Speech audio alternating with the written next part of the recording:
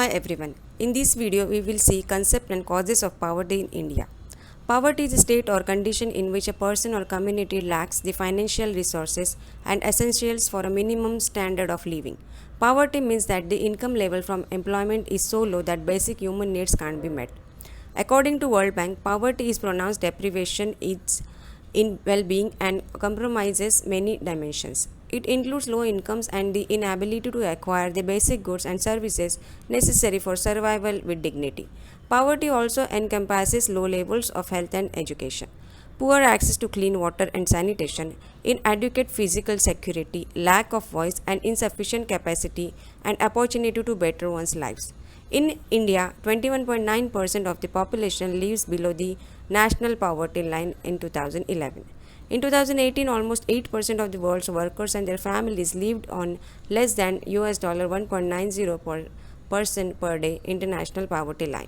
According to the World Bank, in India, extreme poverty has reduced by 12.3% between 2011 and 2019, from 20 to 5.5% in 2011 to 10.2% in 2019. A working paper of the bank said rural poverty declined from 26.3% in 2011 to 11.6% in 2019. The decline in urban areas was from 14.2% to 6.3% in the same period. The poverty level in rural and urban areas went down by 14.7 and 7.9 percent points respectively. Concepts of poverty. There are two main classification or concepts of poverty. First one, relative poverty. It is defined from the social perspective, that is living standard compared to the economic standards of population living in surroundings. Hence it is a measure of income inequality. Usually relative poverty is measured as the percentage of the population with income less than some fixed proportion of median income. As the name suggests, it means poverty in comparison to others. It will vary from region to region.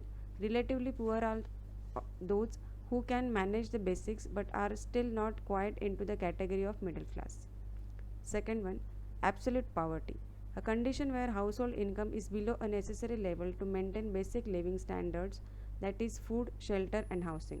This condition makes it possible to compare between different countries and also over time. It was first introduced in 1990.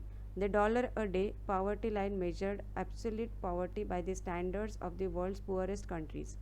In October 2015, the World Bank reset it to $1.90 a day. We measure absolute poverty on the basis of two things.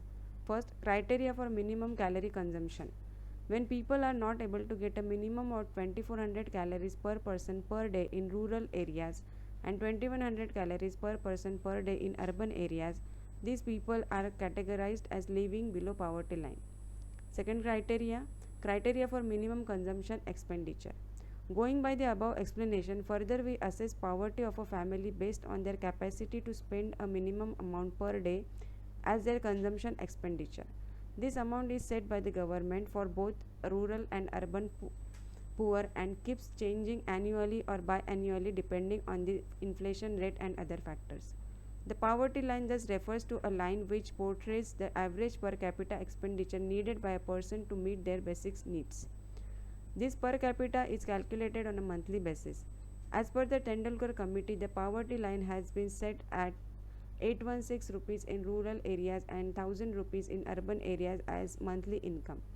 Anything below this is poor. This amount keeps changing.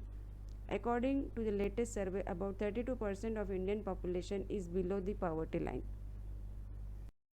Poverty estimation in India. Poverty estimation in India is carried out by NITI Aayog's task force through the calculation of poverty line based on the data captured by the National Sample Survey Office under the Ministry of Statistics and Program Implementation (MOSPI). Poverty line estimation in India is based on the consumption expenditure and not on the income levels. Poverty is measured based on the consumer expenditure surveys of the National Sample Survey Organization. A poor household is defined as one with an expenditure level below a specific poverty line. The incidence of poverty is measured by the poverty ratio, which is the ratio of the number of poor to the total population expressed as a percentage. It is also known as head count ratio. Ala Committee in 1979 determined a poverty line based on a minimum daily requirement of 2400 and 2100 calories for an adult in rural and urban area respectively. Subsequently, different committee, Lakdawala Committee in 1993, Tendulkar Committee in 2009, Rangarajan Committee in 2012 did the poverty estimation. As per the Rangarajan Committee report in 2014, the poverty line is estimated as monthly per capita expenditure of rupees 1407 in urban areas and rupees 972 in rural areas. Causes of poverty in India. First, population explosion. India's population has steadily increased through the years. During the past 45 years, it has risen at a rate of 2.2% per year, which means on average about 17 million people are added to the country's population each year. This also increases the demand for consumption goods tremendously. Second, low agricultural productivity. A major reason for poverty in the low productivity in the agriculture sector. The reason for low productivity is manifold. Chiefly, it is because of fragmented and subdivided land holdings, lack of capital, illiteracy about new technologies in farming, the use of traditional methods of cultivation, wastage during storage, etc. Third, inefficient resource utilization. There is underemployment and disguised unemployment in the country, particularly in the farming sector. This has resulted in low agricultural output and also led to a dip in the standard of living. Fourth, low rate of economic development. Economic development has been low in India, especially in the first 40 years of the independence before the LPG reforms in 1991. Fifth, price rise. Price rise has been steady in the country and this has added to the burden to the poor carry. Although a few people have benefited from this, the lower income groups have suffered because of it and are not even able to satisfy their basic minimum wants. Sixth, unemployment. Unemployment is another factor causing poverty in India. The ever increasing population has led to a higher number of job seekers. However, there is not enough expansion in opportunities to match these demands for jobs. Seventh, lack of capital and entrepreneurship. The shortage of capital and entrepreneurship results in low level of investment and job creation in the economy. 8. Social factors. Apart from the economic factors, there are also social factors hindering the eradication of poverty in India. Some of the hindrances in this regard are the law of inheritance, caste system, certain traditions, etc. 9. Colonial exploitation. The British colonization and rule over India for about 2 centuries deindustrialized India by ruining its traditional handicrafts and textile industries. Colonial policies transformed India to a mere raw material producer for European industries. 10. Climatic factors. Most of India's poor belongs to the states of UP, MP, Bihar, Chhattisgarh, Odisha, Jharkhand, etc. Natural calamities such as frequent floods, disasters, earthquake, and cyclone causes heavy damage to agriculture in these states. Poverty Improvement Programs in India. Integrated Rural Development Program. It was introduced in 1978-79 and universalized from 2nd October 1980, aimed at providing assistance to the rural poor in the form of subsidy and bank credit for productive employment opportunities through successive plan periods. Next, Jawahar Rozgar Yojana, that is Jawahar Gram Samriddhi Yojana. The JRY was meant to generate meaningful employment opportunities for the unemployed and underemployed in rural areas through the creation of economic infrastructure and community and social assets. Next, rural housing, that is Indira Awas Yojana. The Indira Awas Yojana program aims at providing free housing to below poverty line families in rural areas, and main targets would be the household of SCs, STs. Next, Food for Work program. It aims at enhancing food security through wage employment. Food grains are supplied to states for free of cost. However, the supply of food grains from the Food Corporation of India godowns has been slow. Next, National Old Age Pension Scheme. This pension is given by the central government. The job of implementation of this scheme in states and union territories is given to panchayats and municipalities. The state's contribution may vary depending on the state. The amount of old age pension is Rs 200 per month for applicant aged 60 to 79. For applicants aged above 80 years, the amount has been revised to Rs 500 a month according to the 2011-12 budget. It is a successful venture. Next, Annapurna scheme.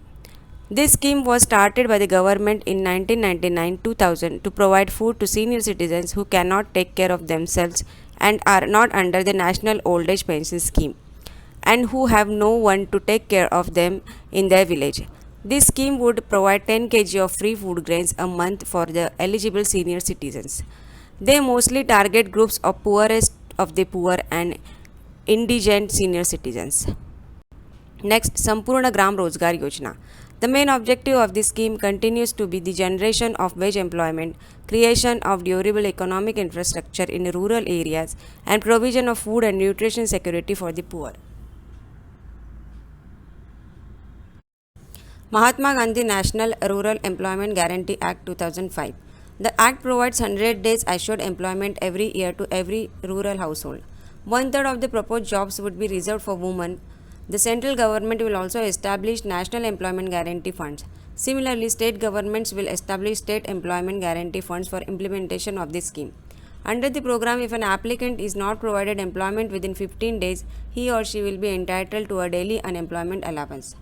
Next, National Rural Livelihood Mission Ajivika 2011. It evolves out the need to diversify the needs of the rural poor and provide them jobs with regular income on a monthly basis. Self-help groups are formed at the village level to help the needy. Next, National Urban Livelihood Mission. The NULM focuses on organizing urban poor in self-help groups, creating opportunities for skill development leading to market-based employment and helping them to set up self-employment ventures by ensuring easy access to credit. Next, Pradhan Mantri Kaushal Vikas Yojana. It will focus on fresh entrant to the labor market, especially labor market and class 10 and 12 dropouts. Next, Pradhan Mantri Jan Dhan Yojana. It aimed at direct benefit transfer of subsidy, pension, insurance, etc. and attained the target opening 1.5 crore bank accounts. The scheme particularly targets the unbanked poor. Conclusion. The Global Multidimensional Poverty Index 2018 released by the UN noted that 271 million people moved out of poverty between 2005-2006 and 2015-2016 in India. The poverty rate in the country has nearly halved, falling from 55% to 28% over the 10-year period. Still, a big part of the population in India is living below the poverty line. Rapid economic growth and the use of technology for social sector programs have helped make a significant dent in extreme poverty in the country. Despite rapid growth and development, an unacceptably high proportion of our population continues to suffer from severe and multidimensional deprivation. Thus, a more comprehensive and inclusive approach is required to eradicate poverty in India. Thank you. Hope this video will be helpful for you. Would like to hear from you. Please provide your comments and subscribe to get updates.